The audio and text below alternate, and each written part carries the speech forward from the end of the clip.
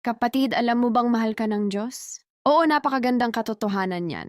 Mahal ka ng Diyos. Ayon sa talatang Juan chapter 3 verse 16, sapagkat ganito ang pag-ibig ng Diyos sa sanlibutan, ibinigay niya ang kanyang bugtong na anak upang ang sinumang sumampalataya sa kanya ay hindi mapahamak kundi magkaroon ng buhay na walang hanggan.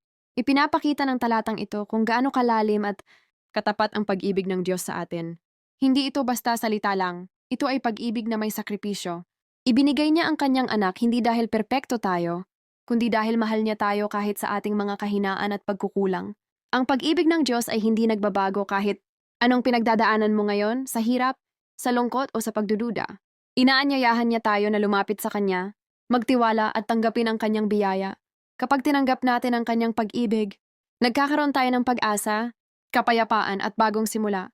Kaya sa bawat araw alalahanin mo, hindi ka nag-iisa, mahal ka ng Diyos. At ang pag-ibig niya ang nagbibigay ng tunay na buhay at direksyon.